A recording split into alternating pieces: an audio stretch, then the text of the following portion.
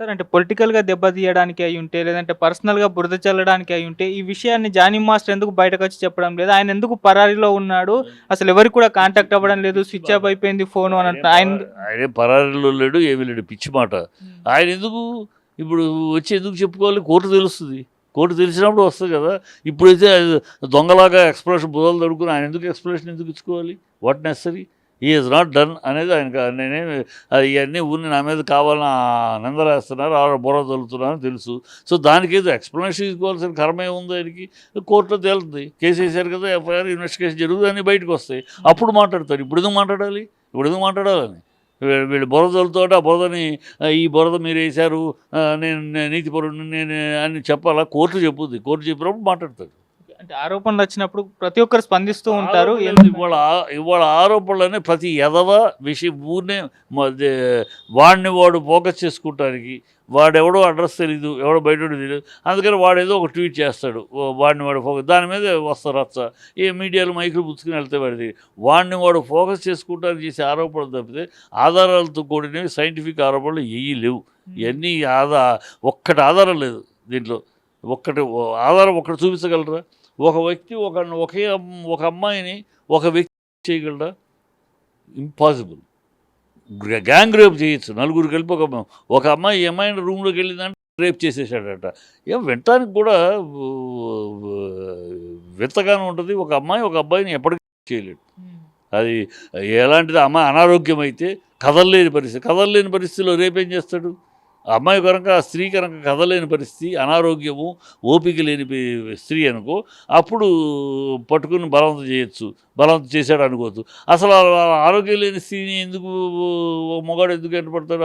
అనారోగ్యం, ఓపిక లేని స్త్రీని కదా! హ్మ్. సో, అమ్మాయి హెల్తీగా ఉన్నప్పుడు, ఓ హెల్తీగా, స్ట్రాంగ్‌గా, మామూలుగా ఉన్నప్పుడు ఒక అబ్బాయి ఒక అమ్మాయిని ఎప్పటికీ రేప్ చేయలేడు. ఒకటి బెదిరిస్తే లొంగావా? లొంగావంటే అప్పుడు లొంగినట్టే కదా! బెదిరిస్తే లొంగావా? లేదు నీకు ఇష్టమై ఫ్యూచర్ కోసం ఈయనతోటి ఉంటే మనకు మంచి మంచి అవకాశాలు వస్తాయి మంచి అని ఆశపడి లొంగావా? ఆశపడి ఇప్పుడు నువ్వు ఆశ నెరవేరలేదు కనుక మళ్ళీ రివర్స్ అయ్యావా? ఇయన్నీ చూడవలసిన అధ్యయనం చేయాల్సిన విషయం, విశ్లేషించవలసిన విషయం. ఊరినే బ్లైండ్‌గా అమ్మాయి అందకనక జాని దోషి, ఆ అమ్మాయి పెద్ద పవిత్రురాలు. ఇది ఎలా అయిపోయిందంటే సమాజంలో మొగాడు అనగానే రావణాసురుడు, దుర్యోధనుడు, దుశ్శాసనుడు. ఆడదనగానే సతీ అనసూయ, సతీ సావిత్రి అన్నట్టు వాళ్ళ అవన్నీ లేదు. సమాజం ఇవాళ లేదు. గతం అది. ఇవాళ సమాజం మగవాళ్ళు ఎంత దుష్టంగా ఉన్నారో ఆడవాళ్ళు కూడా అంతే దుష్టంగా ఉన్నారు. కాదా పర్సెంటేజ్ తేడా.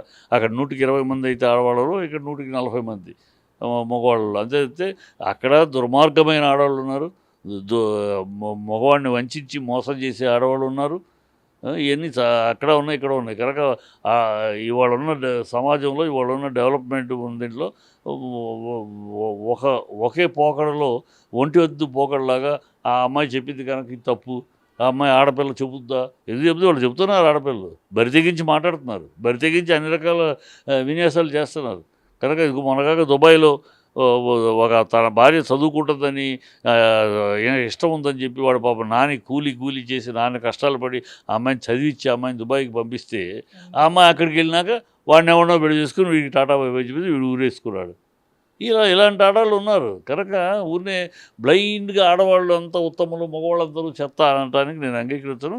అది తేలినప్పుడు అప్పుడు చెప్తాడు. తేలినప్పుడు నేనే జానీ మాస్టర్‌ని నిలబెడతా దోషి కావాలంటే. ఆయన సమాధానం చెప్తాడు. అది తేలనివ్వండి కోర్టులో. తేలకుండా మనమే జడ్జిమెంట్లు ఎందుకు తొందరపడి? ఓకే. సార్ అంటే ఇండస్ట్రీలో ఇటువంటివన్నీ కూడా సర్వసాధారణంగా జరుగుతున్నాయి. రీసెంట్‌గా జస్టిస్ హేమ కమిటీ రిపోర్ట్ కూడా సంచలనంగా మారింది. మనకు అందరికీ తెలిసింది. ఇటువంటి కమిటీ అన్ని ఇండస్ట్రీలో కూడా రావాలని కోరుకున్నారు. అంటే ఇండస్ట్రీలో ఒక అమ్మాయికి ఎక్స్‌ప్లోర్ చేయడం ఏం ఇవంతా కూడా లేదమ్మా. కామన్ అంటున్నారు. కాదు. ఇండస్ట్రీలోనే కాదు. దేశం మొత్తం మీద ఏ ఆర్గనైజేషన్‌లో ఉందమ్మా. సాఫ్ట్‌వేర్‌లో లేదా? హ్మ్. కన్‌స్ట్రక్టెడ్ ఏరియాలో లేవా? అన్ని చోట్ల ఉంది. లేనిదంటూ లేదు. కాదు సినిమా కనుక ఎక్కువ ఫోకస్ అవుద్ది. ఇక్కడ అనగానే సినిమా గ్లామర్ ఫీల్డ్ కనుక టక్కన ఫోకస్ అవుద్ది. అన్ని చోట్ల ఉన్నాయి. కాకపోతే అన్ని చోట్ల ఒక సిస్టమ్ ఉంది. ఒక ఆర్గనైజేషన్ ఇక్కడేంటి ఇది ఫ్రీలాన్స్ ఇండస్ట్రీ. ఇక్కడ ఇది పేరుకి ఇండస్ట్రీ అని పేరు గానీ, ఇండస్ట్రీ చట్టంలోకి రాదు ఇది. ఇది ఫ్రీలాన్స్ ఇండస్ట్రీ. అందువల్ల ఏంటంటే ఇక్కడ ఒక పద్ధతిగా ఒక టీం ఏర్పరచడానికి, ఒక సిస్టమ్గా చేయడానికి, ఎవరైనా రిపోర్ట్ చేస్తే చేయడానికి ఇక్కడ లేదు. ఇంకోటి ఏంటంటే ఇక్కడ వన్ సైడెడ్గా ఆలోచించకూడదు. ఈ ఇండస్ట్రీలో ఉన్న లక్షణాలు అంటే, ఇండస్ట్రీలో కానీ ఎక్కడ కానీ ఉండే లక్షణాలు అంటే, ఒక మగవాడు ప్రమేయమే కాదు, ఆడది కూడా తన అవసరం కోసమని మీరు నా దగ్గరికి అడిగిన వాళ్ళు ఉన్నారు. నేను కొన్ని సందర్భాల్లో నేను ఒక సౌందర్యం ఇంట్రడ్యూస్ చేసిన టైంలో కూడా నా దగ్గరికి ఇంకొకళ్ళు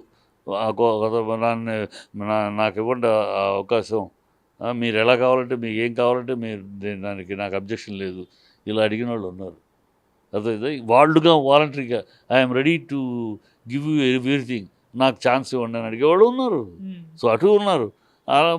అంత మాత్రాన అడిగారు కనుక మన క్యారెక్టర్ కావాలి, సినిమాకి ఆ పాత్రకి సరిపోయే అమ్మాయి కావాలి. అలాగే చూస్తారు డైరెక్టర్లు, ప్రొడ్యూసర్. ఈ అమ్మాయిల కోసం సినిమాలు తీయం, ఈ అమ్మాయిలతోటి వ్యభిచారం కోసం అని కోట్లు పెట్టి సినిమాలు తీయరమ్మా ఎవరు. ఇక్కడ బాధ్యతలు వేరు, లక్ష్యాలు వేరు, ఫైటింగ్ వేరు, జీవన పోరాటం వేరు. ఇక్కడ ఏదో కింద లెవెల్లో జరుగుతూ ఉంటాయి. పెద్ద లెవెల్లో మ్యూచువల్ అయితేనే అడిగాడు, ఒకటి కోరిక ఉండొచ్చు, ఏమో తప్పేం లేదు, కోరిక ఉండదు, నేను చూడగానే మోహం పడవచ్చు, అడగచ్చు. నీకు ఇష్టమైతేనే, ఇష్టం లేకపోతే బలవంతంగా లాక్కుని వచ్చి బెడ్ మీద పడుకోబెట్టి చేయటాలన్నీ సినిమా ఫీల్డ్లో ఉండవు. అంగీకారమో అర్ధాంగీకారమో పరిస్థితుల్లో ఒకరికొకరు లొంగటము. ఒక మొగాడిని లోపరుచుకున్న ఆడాళ్ళు ఉన్నారు, ఆడాళ్ళని లోపరుచుకున్న మొగాళ్ళు ఉన్నారు పరిస్థితులు బట్టి. కానీ ఇది ఉభయత్ర అటు ఇటు జరుగుతాయే కానీ ఒక్కళ్ళ మీద మనం నెట్టడానికి వీల్లేదు. సార్, అంటే జస్టిస్ హేమ కమిటీ లాంటి ఒక కమిటీ అన్ని ఇండస్ట్రీలో రావాలన్న ప్రతిపాదన మరొకసారి చర్చకు వచ్చింది సార్. మరి రావాలంటారా? ఈవెన్ సమంత గారు కూడా మొన్న చెప్పారు. మీ ఒపీనియన్ ఏంటి సార్ దీనిపైన? ఇప్పుడు రావాలంటే ఎవరు పర్మనెంట్, ఎవరు ఇక్కడ? నీకు పర్మనెంట్ లేదమ్మా ఇక్కడ. పర్మనెంట్ అనేది ఇవాళ ప్రొడ్యూసర్ రేపు ఉండడు.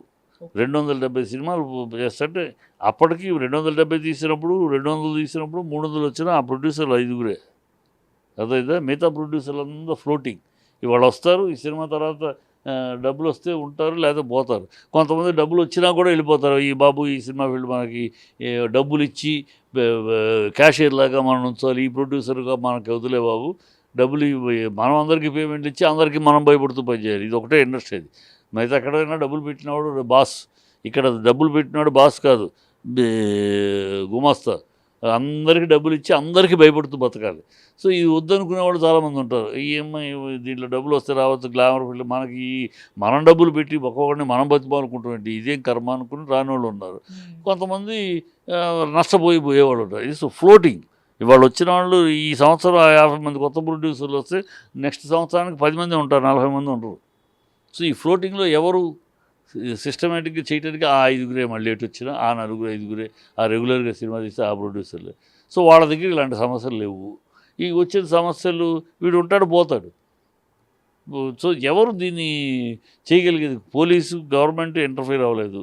గవర్నమెంటు ఇది because it's not an industry, it is not an practical. పేరుకి cinema industry, it is only film faculty, అంతేగాని ఇండస్ట్రీ కాదు. ఇండస్ట్రీ రూల్స్ తెద్దాము అంటే ఇండస్ట్రీని ఒప్పుకోదు. ఎందుకు? ఇండస్ట్రీ రూల్స్ తెస్తే కార్మికులకి ప్రాబ్లం. కార్మికులకి ఇప్పుడు 8 hours call sheet, 1.5 call sheet, భోజనాలు పెడతారు, టిఫిన్లు పెడతారు, అన్నీ ఇస్తారు. ఇండస్ట్రియల్ రూల్స్ వస్తే నీ ఫుడ్ నువ్వు తెచ్చుకోవాలి, నీ టిఫిన్ నువ్వు తెచ్చుకోవాలి, నీ జీతం ఆ రూల్ ప్రకారం వస్తుంది. ఇవాళ 1500, 1200, 800 వస్తుంది. సో ఇన్ని తేడాలు వస్తాయి సినిమా ఫీల్డ్ నుంచి ఇండస్ట్రీ. అందుకని ఇండస్ట్రీ రూల్స్ రావడానికి కూడా ఇండస్ట్రీలోనే వ్యతిరేకం. మాకు ఏది వద్దు, ఇదేదో ఇలాగ మాకు వచ్చే డబ్బులు పోతాయి, ఫుడ్ బెటరు, ఏమి బెటరు, మాకు అరేంజ్మెంట్ తెచ్చుకోవాలి. ఇండస్ట్రీ అంతే కదా, ఫ్యాక్టరీ రూల్స్ వస్తాయి. నువ్వు వర్కర్ను నీ ఫుడ్ తెచ్చుకొని నీకు జీతం వస్తుంది. సో అది వర్కౌట్ అవ్వదు. కనుక ఇండస్ట్రీలోనే ఇండస్ట్రీ అనే పదానికి వాడటమే తప్పితే ఆ రూల్స్ తేటానికి ఎవడు అంగీకరిస్తాడు. సో ఇది ఒక విషస్ పాయింట్ అమ్మా. ఉన్నాయి ఎప్పటికప్పుడు ఇలాంటిది వచ్చినప్పుడు ఏదో మాట్లాడకూడదు. అంతే. ఇవన్నీ ఉభయత్ర వాళ్ళంతటి వాళ్ళు వచ్చిన వాళ్ళు ఉంటారు, వాళ్ళంతటి వాళ్ళు వచ్చి మేము రెడీ అనేవాళ్ళు ఉంటారు, కొంతమంది వచ్చిన వాళ్ళని అడ్వాంటేజ్ తీసుకునే వాళ్ళు ఉంటారు. ఇది రేరు. ఇది చాలా లో గ్రేడ్లో జరిగే విషయాలు తప్పితే పై గ్రేడ్లో జరగవు. ఈ గ్రేడ్లు ఎందుకంటే వాళ్ళకి రెప్యుటేషను ప్రెస్టేజీ అన్నీ ఉంటాయి. ఇవన్నీ వాడు ఒకటి అలా జరిగితే జరగదు. నేను సినిమా జానీ మాస్టర్ శుద్ధపోసరి కానీ ఆ అమ్మాయి తప్పుడుదని కానీ నేను జడ్జిమెంట్ ఇవ్వట్లా. బట్ ఎవరిని అలా మీరు తొందరపడద్దు. ఆ అమ్మాయి చెప్పిందంతా వేదం అన్నట్టు, ఆ అమ్మాయి చెప్పింది గాస్పెల్ ట్రూత్ అన్నట్టు నమ్మేసేసి ఇది చెయ్యొద్దు, ఇతను బదనాం చేయొద్దు. అది తేలనివ్వండి. ఎవరు ఎక్కడ ఆ అమ్మాయి ఎందుకు మాట్లాడింది, ఇన్నాళ్ళు వదిలేసి వాళ్ళు ఎందుకు మాట్లాడింది, ఎవరు వెనకాల ఉన్నారు, నిజాలేంటి ఇందుట్లో. ఆరోపణ చేయటం సులభం. ఇప్పుడు నేను కూడా చేయొచ్చు. నన్ను కూడా ఎవరైనా రోజు నా దగ్గరికి వస్తూ ఉంటారు, ఎంతోమంది యాంకర్స్ వస్తూ ఉంటారు. ఎవరన్నా ఒక అమ్మాయి బయటికి వెళ్ళి ఆయన దగ్గరికి ఇంటర్వ్యూకి వస్తే వెళ్తే నా చేయి పట్టుకున్నాడు అంటది. అంతేగా అంటది. ఇమీడియట్గా మీరు మైక్ పుచ్చుకుని ఏంటండి అని అంటారు. నేను దానికి ఎక్స్ప్లెనేషన్ తీసుకురావాలి కదా. ఇవన్నీ ఈజీ. వాళ్ళకి ఒక మాట అనేటివి ఈజీ.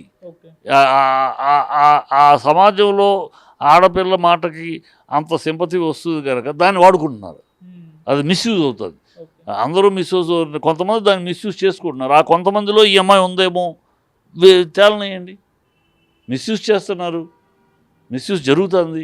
ఆడవాళ్ళందరూ పవిత్రంగా ఉన్నారు, మగవాళ్ళు మాత్రమే తప్పుడు అనేది నేను ఎప్పటికీ అంగీకరిస్తాను. మగవాళ్ళల్లో పర్సంటేజ్ ఎక్కువ తప్పుడు ఉండొచ్చు, ఆడవాళ్ళలో ఉన్నారు. వాళ్ళు చూస్తున్న సొసైటీ మారిపోయింది, గతంలో కాదు. వాళ్ళ సొసైటీ చాలా మారిపోయింది. ఆడవాళ్ళు పేటరేగిపోతున్నారు, రెచ్చిపోతున్నారు, వాళ్ళు చాలా చేయాల్సింది చేస్తున్నారు. కనుక ఈ అమ్మాయి ఆ గ్రూప్లో ఉందా, ఈ గ్రూప్లో ఉందా, ఆ గట్టులో ఉందా, ఈ గట్టులో ఉందా అని తేలాలి. అది